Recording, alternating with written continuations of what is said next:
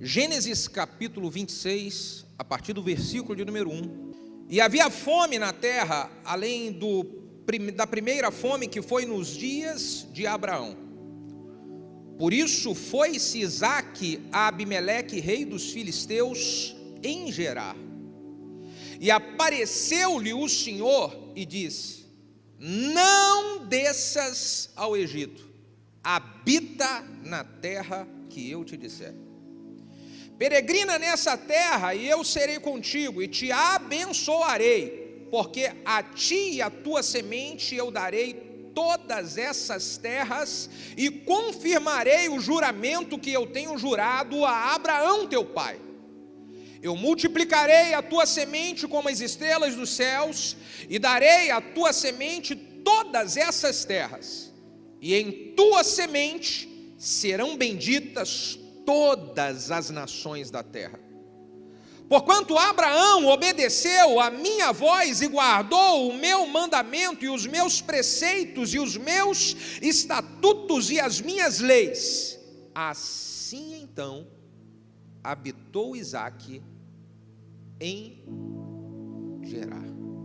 Irmãos, nós falamos na semana passada sobre o chamado de Deus para a vida de Abraão. Falamos sobre a bênção de Deus sobre Abraão quando ele recebe e ele aceita o chamado que Deus havia feito. Fizemos um paralelo da vida de Abraão com a história da igreja e contamos um pouquinho do início, logo quando Deus chamou eu e a pastora Valéria para virmos para cá, para Itaipuaçu. Também fizemos um paralelo do chamado de Deus para a vida de Abraão com a sua vida. E eu acredito que Deus falou com muitas pessoas aqui no domingo, com a mensagem do domingo passado. Hoje nós vamos falar sobre a vida do filho de Abraão, Isaque. Isaque é a continuidade da promessa que Deus havia feito sobre a vida de Abraão. E Isaque, como continuidade dessa promessa, traz ensinamentos para a nossa vida hoje.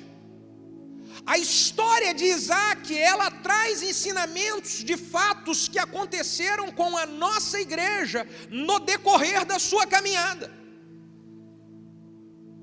E eu quero que você avalie o que Deus vai falar com você a respeito da história da vida de Isaque.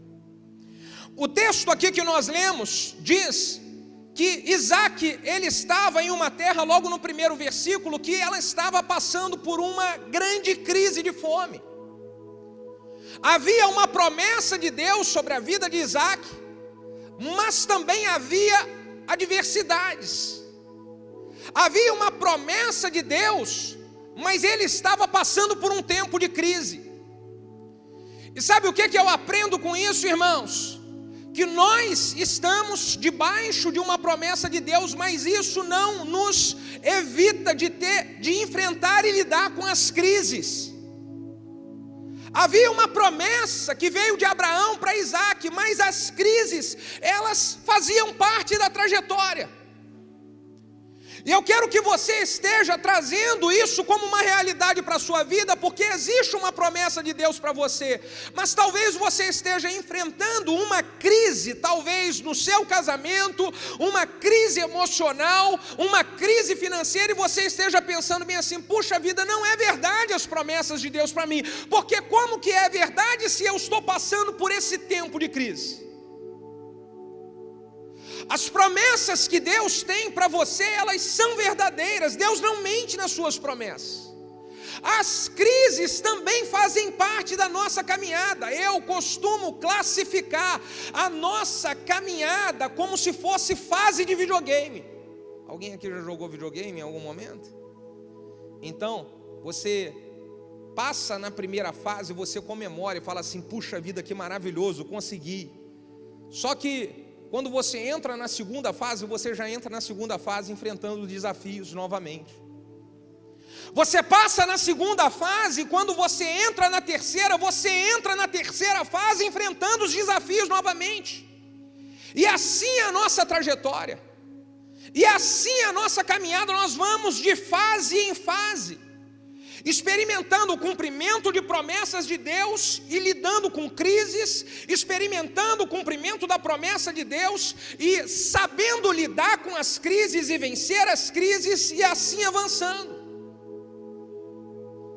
Logo quando nós saímos do espaço inicial na Rua 1 e viemos para o espaço aqui do Aras, uma vitória.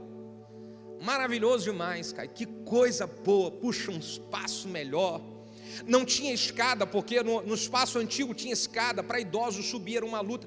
Conseguimos um espaço que não tem escada, puxa, a vida vai ser melhor para as pessoas chegarem. Maravilhoso, uma vitória. Só que quando chegamos logo, os primeiros meses, uma luta danada, porque se você fosse pregar uma caixa de som na parede, o proprietário vinha e ele arrumava uma confusão com a gente. E ele não deixava a gente fazer absolutamente nada. Puxa vida, estávamos tão felizes porque as coisas boas elas estavam acontecendo, mas logo se depara com uma luta e com uma crise dessa. Era uma luta, irmão.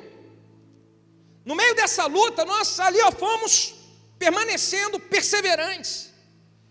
E mesmo diante de lutas, nós fomos crescendo. A igreja, ela foi crescendo. Inicialmente, tínhamos alugado uma loja que era este espaço aqui. Do outro lado, tinha uma outra loja com o mesmo espaço. Esse espaço aqui, ele encheu. E aí nós falamos bem assim, vamos conversar com o proprietário para ver se ele aluga a outra loja para a gente. E quando nós fomos conversar com ele, aliás, uma pessoa foi primeiro como intermediária para conversar e veio trazer o recado dele para mim, pastor. Ele mandou dizer que nem morto ele aluga outra loja para a igreja. Falei, Jesus amado, o que a gente vai fazer agora? O que a gente faz? Entramos em oração, busca em oração, e aí eu marquei de ir na casa dele para fazer uma reunião com ele. Falei que ia lá abençoar ele. Quando nós chegamos na casa dele, nós conversamos sobre alugar a outra loja, falamos com todo jeitinho, graça, unção de Deus. Ele falou, tá bom, depois eu dou a resposta. Depois veio a resposta, eu não sei o que houve, mas eu vou alugar outra loja para vocês, pode quebrar a parede lá. Começamos a quebrar a parede, irmão. Logo depois, na semana seguinte, começamos a quebrar. O homem virou uma doideira. Eu falei, Jesus, ele se arrependeu, mas não tinha gente, já tinha assinado o contrato. Uma luta danada. Mas olha, nós estávamos debaixo de uma promessa. E eu quero que você pense isso a respeito da sua vida também, porque você pode estar enfrentando uma luta danada dentro de algo que você começou bem. Começou Deus abençoando, mas logo veio um montão de luta.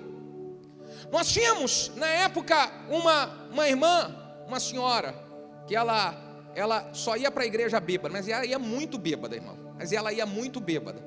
E ela só ia no culto de domingo. Então imagina um culto de domingo desse, e aí ficava bêbada. Todo domingo ficava a bêbada lá. É isso aí, pastor, é isso aí. Você lembra, pastora Valéria? Eu falava, pastora Valéria, você lembra, Elise? Em nome de Jesus, me socorre. Era uma luta. Todo domingo eu já ficava com dor de barriga de manhã. Falava, Senhor, não deixa aquela bêbada ir hoje não, Senhor, não deixa ela. E ela ia. E ficou assim durante muito tempo. Puxa vida, mas que luta. Mas que luta. Passamos por um momento de dificuldade com a equipe de louvor, logo no início quando fomos para lá, puxa vida, legal, a igreja começando e tal, e aí uma pessoa, irmão, uma pessoa contaminada, entristecida, ela acabou contaminando o coração de toda a equipe de louvor, e aí a equipe de louvor parou de cantar, alguns nem ficaram na igreja, e eu falei assim, meu Deus do céu, agora que a igreja está avançando, perder a equipe de louvor. Agora eu quero só fazer aqui um parênteses para você, como uma pessoa entristecida, com o coração contaminado, ela acabou com a equipe de louvor em uma igreja. Olha que perigo que é isso. Mas a gente estava debaixo de uma promessa, de uma palavra. E aí, conforme eu disse, eu ia 6 horas da manhã para a igreja, para ensaiar o playback do Marquinhos Gomes. E você já pensou o pastor Bruno cantando para vocês aqui agora, irmão? Tira essa equipe todinha de louvor aqui, eu vou cantar para vocês aqui. Diga, ai, ai, ai. Você está rindo porque você não acredita em mim, não, é? Eles não acreditam que eu canto, não, pastora Valéria, mas... Então foram lutas, muitas e muitas lutas. muitas lutas, mas a gente ali, permanecendo. E eu vejo que Isaac, ele enfrentou tudo isso. E eu quero aqui mostrar como que Isaac, ele agiu nessas lutas. Como que foi a caminhada de Isaac no meio dessas adversidades, porque foi a mesma coisa que nós fizemos, nós aprendemos aqui com essa caminhada de Isaac. E olha o que Isaac fez aqui, logo no versículo de número 2, olha como é que Isaac, ele enfrentou, ele lidou com essa situação de crise. Versículo de número 12, bota aí para mim na tela, por favor, pessoal, atento aí no telão. O versículo 2 diz assim: e apareceu-lhe o Senhor e disse: não desça ao Egito, habita na terra que eu te disser. Quando Isaac estava num período de crise, o Senhor apareceu para Isaac, para falar com Isaac e orientar Isaac como que ele deveria de proceder. A mesma coisa acontece conosco hoje. Você está em um momento de dificuldade, um momento de crise, o Senhor aparece para você de diversas maneiras. O Senhor aparece para você, visitando você de madrugada para falar com você. O Senhor aparece para você em um culto como esse, onde você começa a ouvir a palavra e parece que Deus sentou do seu lado e começou a conversar sobre a sua vida. Quantas e quantas pessoas sentam aqui para ouvir a palavra e elas depois falam assim: parece que não tinha ninguém nessa igreja, só estava se falando comigo. É esse aqui, é esse momento. Apareceu o Senhor para Isaac. O Senhor está aparecendo para muita gente aqui nessa noite e Ele quer falar com você como que você vai lidar com essa situação. O que nós precisamos é ter o coração quebrantado para ouvir o que o Senhor fala conosco, porque o Senhor fala conosco e nós podemos receber a orientação e a fala de Deus, ou nós podemos rejeitar a orientação e a fala de Deus. O segredo de Isaac foi que ele recebeu a orientação, ele estava com o coração quebrantado para ouvir a direção que Deus estava lhe dando. E qual foi a direção que Deus lhe deu? Logo aqui no versículo 2, Deus já começa dizendo: Isaac, não desça ao Egito, habita aí nessa terra mesmo que está em crise aí, eu quero que você fique aí. Essa foi a primeira orientação de Deus para Isaac.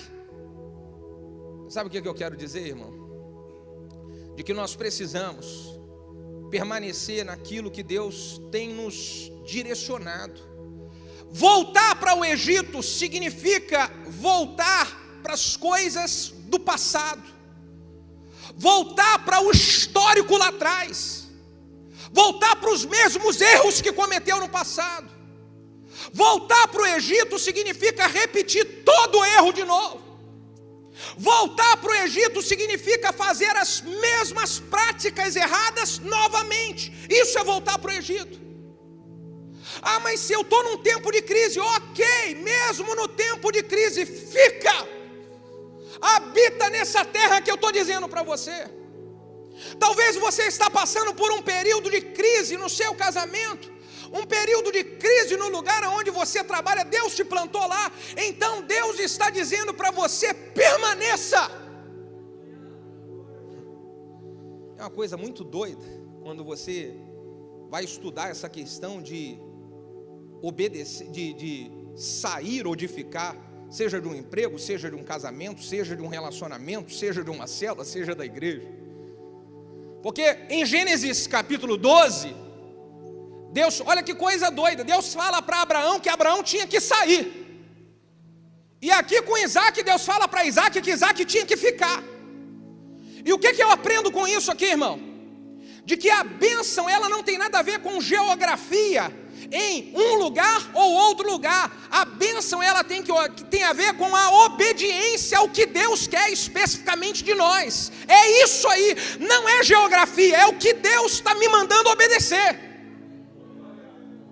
Eu posso lhe falar um segredo? A voz de Deus para a gente obedecer, ela normalmente é contra aquilo que a nossa carne quer fazer. É contra aquilo que nós queremos fazer, é contra aquilo que a nossa emoção nos agarra. Porque pense comigo, Gênesis 12, quando Deus fala para Abraão sair, puxa vida, tudo estabilizado, tudo tranquilo na casa do pai, maravilhoso, que ideia louca é essa? A questão não é se é bom para mim, a questão é obedecer ao que Deus está me pedindo. Quando chega em Gênesis 26, quando chega aqui em Isaac, Deus fala para Isaac: você tem que ficar. Mas como que eu vou ficar? Está uma crise violenta aqui. Mas como que eu vou ficar? Está uma luta aqui nesse lugar. Pois é para justamente quebrar a sua vontade que eu quero que você fique, porque eu quero fazer a minha vontade se cumprir na sua vida, para que você possa experimentar as promessas todas que eu tenho para você. Fica aí em Gerar. Então é uma questão de obediência e não uma questão de geografia. Todas as vezes que você achar que você geograficamente mudar vai abençoar a sua vida, você está enganado. Não é geografia, é obediência. Eu lembro que quando nós tivemos do outro lado, nós nos mantivemos ali firme e não sair dali daquele lugar num período de crise, porque era muita pressão, mas muita pressão mesmo. Você não imagina a luta que era para qualquer coisa. Eu já chegava no domingo já imaginando assim, o que eu vou encontrar hoje aí, porque às vezes o proprietário estava na porta da igreja me esperando para fazer um montão de reclamação. Às vezes na hora do culto ele ia lá, eu falava: meu Deus do céu, e Deus falou para mim: você vai ficar aí. Eu obedeci, não voltei para o Egito, mas teve uma situação na minha vida que eu desobedeci e eu fui para o Egito. Eu paguei um preço alto por isso. Eu, na época, eu trabalhava em uma empresa multinacional, em uma carreira que estava em ascensão, um excelente salário, estabilidade para tudo, para mim, para minha família. Eu senti um chamado de Deus para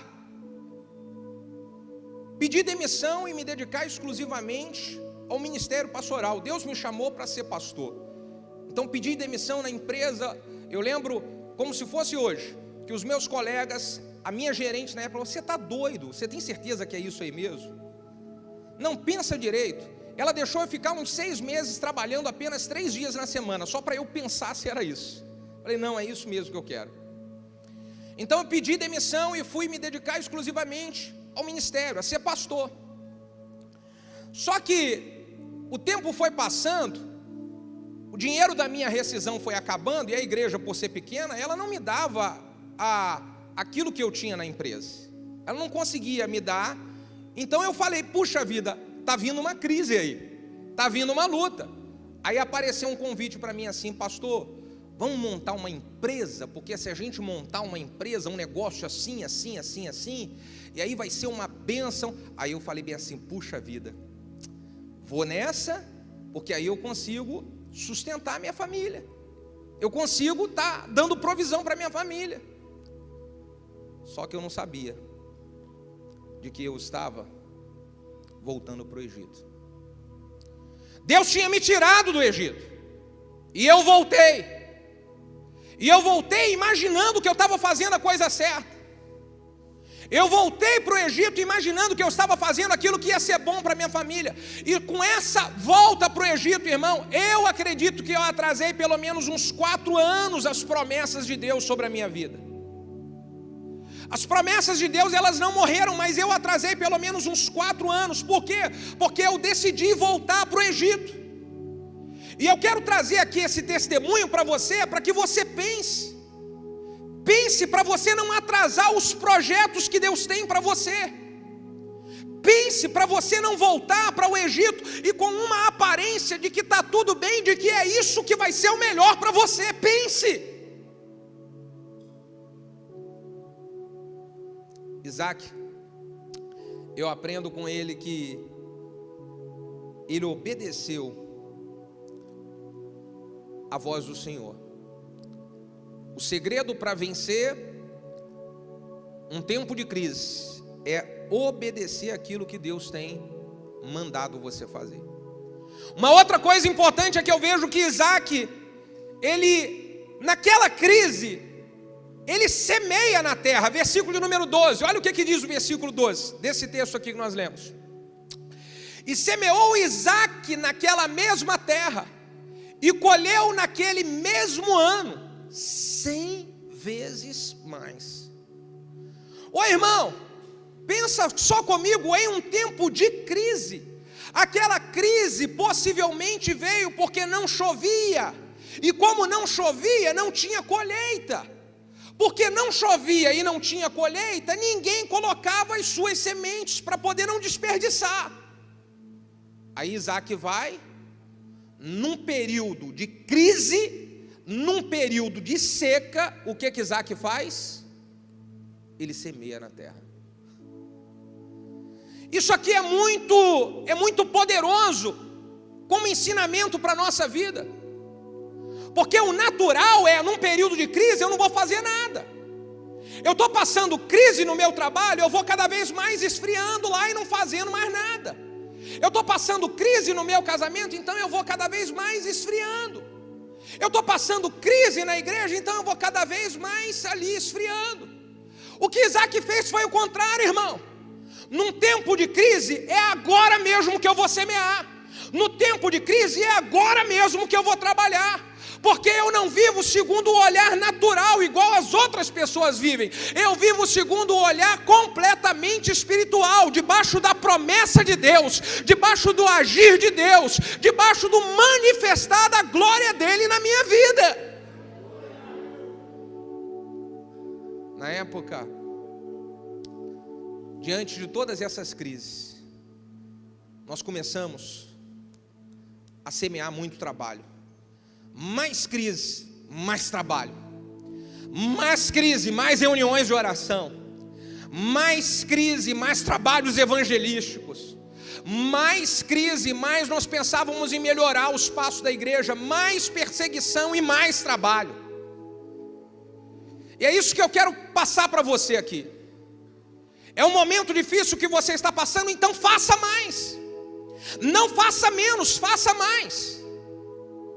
Isso serve como ensinamento para nós no que diz respeito à vida financeira também. O melhor momento para você manifestar a fé em Deus no que diz respeito à sua vida financeira é quando você está passando um momento de crise.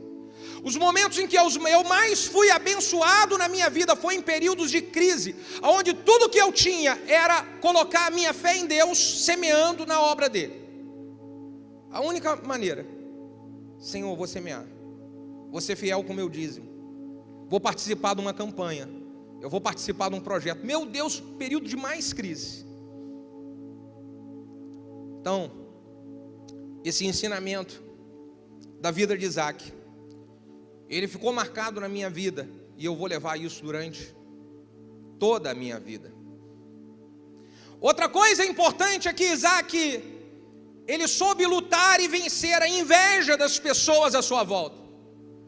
Olha o que diz o versículo de número 14. Versículo de número 14 e 15. Olha o que diz. E tinha Isaac possessão de ovelhas. Vamos ler do 13 em diante, vamos ler do 13. E engrandeceu-se o varão, e ia se engrandecendo até que ele se tornou muito grande. Ele tinha possessão de ovelhas, ele tinha possessão de vacas, e ele tinha muita gente de serviço, de maneira que os filisteus o invejaram. O Isaac começa a ter a colheita da sua perseverança em Deus. Ele começa a ter a colheita da sua semeadura no tempo de crise. Ele começa a ter a colheita da sua obediência do Senhor, de permanecer no lugar onde ele deveria de estar. E aí quando ele começa a colher, aí se depara, lembra que eu falei para você a fase? Aí ele vem na fase agora de ter que enfrentar os invejosos. Cutuca o seu vizinho e fala bem assim: você tem que aprender a lidar com as pessoas invejosas. Diga ai, ai, ai. Porque o texto diz aqui, eles começaram a invejar.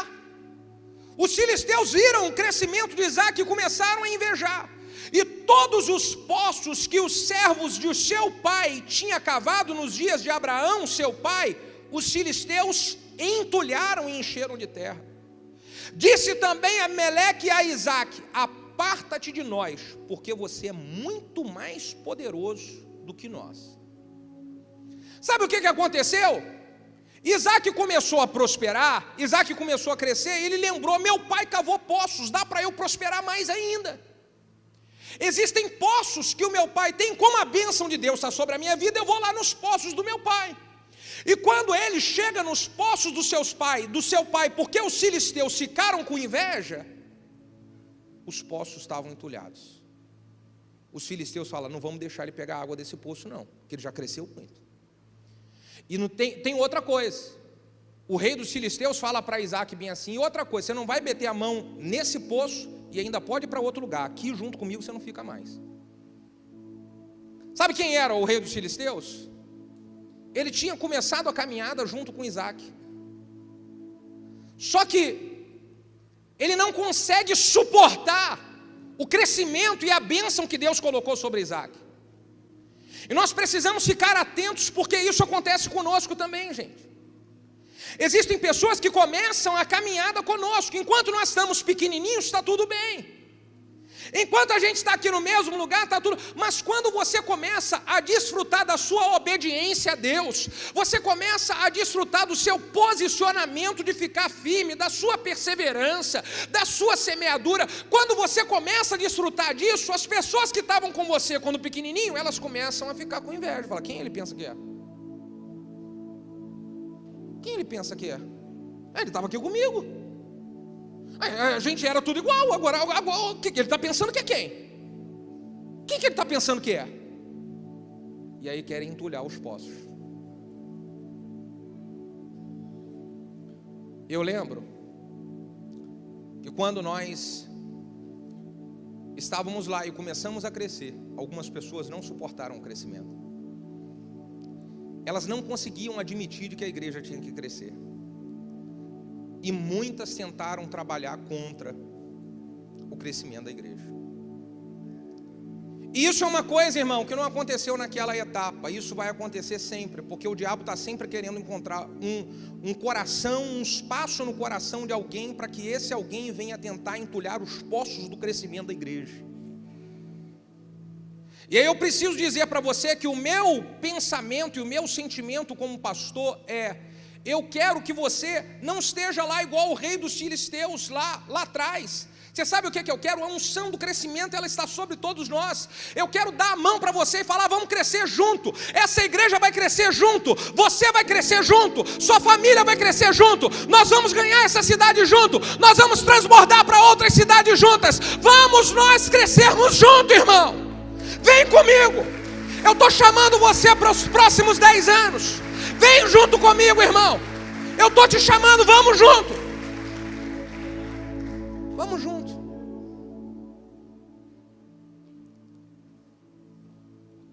Não tem como nós dizermos que fazemos parte de uma obra de Deus e não queremos ver essa obra de Deus crescer.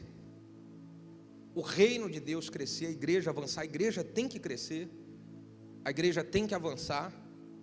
A igreja precisa ser um agente de transformação para outras famílias. A sua célula, ela precisa multiplicar. Tem gente que fica às vezes na célula e fala assim: ai, puxa vida, eu não queria que a minha célula multiplicasse. Não, ela tem que multiplicar, irmão. Você tem que fazer parte desse processo de multiplicação. Você tem que fazer parte desse crescimento da sua célula. A célula multiplicou, você está crescendo junto.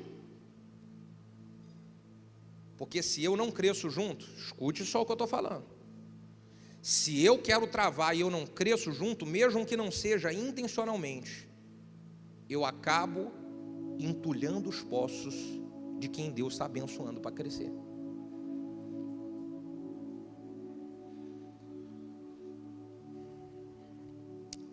E outro ensinamento que eu tiro com a vida de Isaque.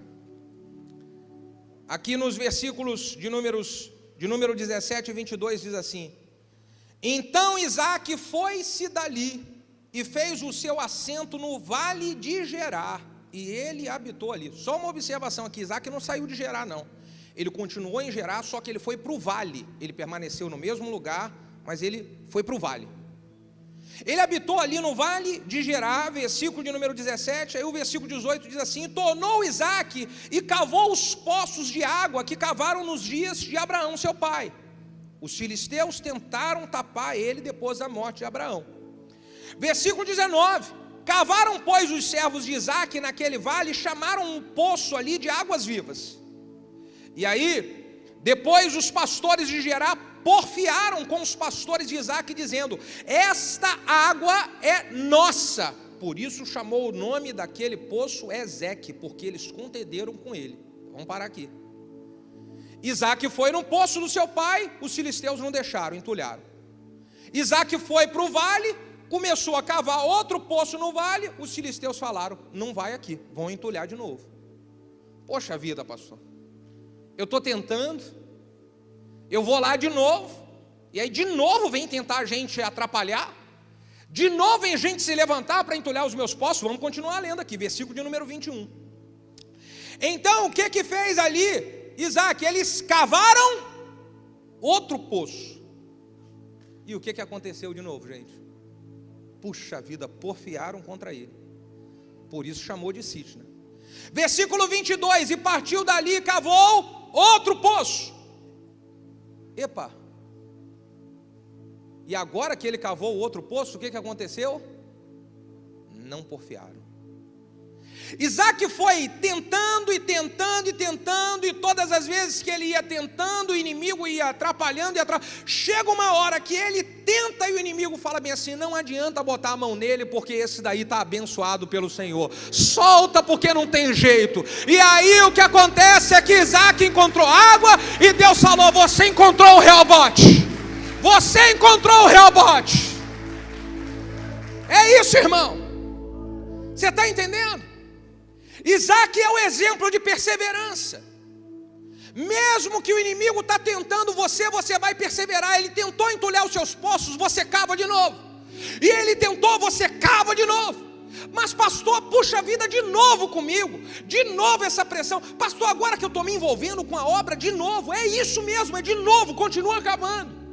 Pô, pastor, agora que eu estou voltando, de novo vai acontecer essa história. É isso mesmo, é de novo, foi de novo com Isaque, vai ser de novo comigo, vai ser de novo com você. O segredo é: continue cavando.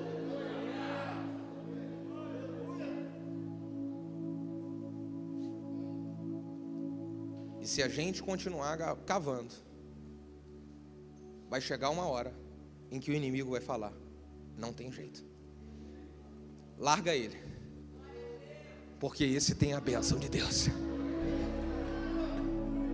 Ô meu irmão, Gálatas capítulo 6, versículo de número 9, sabe o que diz?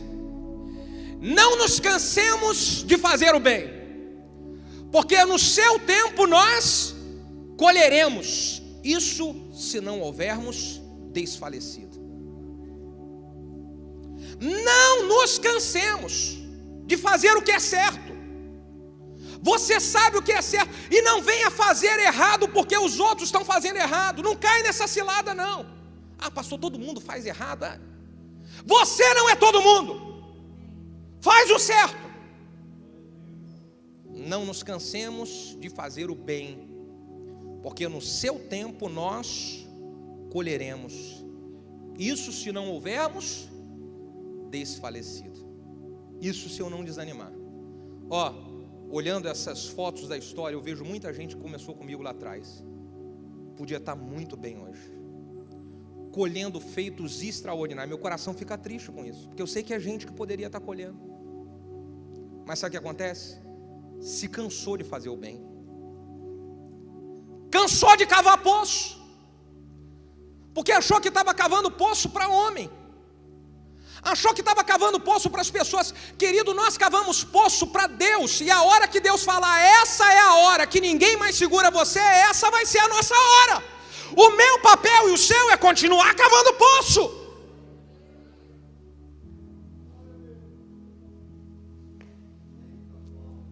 Dá um tapinha no ombro do seu irmão e fala bem assim: continua cavando, meu filho. Diga para ele: continua cavando, meu filho. Continua cavando.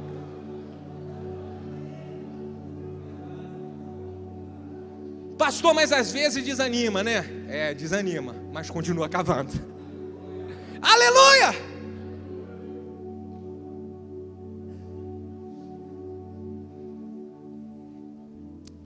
E aí o que Deus proporciona para Isaac é o Reobote.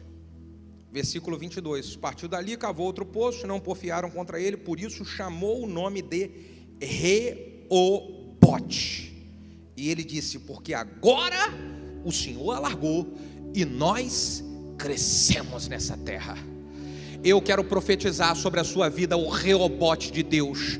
Significa o alargar, significa o crescer, significa a recompensa pela perseverança, significa o desfrute, significa a colheita por toda a semeadura feita. Eu quero declarar sobre a sua vida o Reobote de Deus. Eu libero sobre a sua casa Reobote de Deus. Eu quero dizer, chegou o tempo para essa igreja, sabe de quê? Reobote de Deus. Chegou o tempo do Reobote de Deus, irmão. Fique de pé aplaudindo e glorificando ao Senhor, aleluia.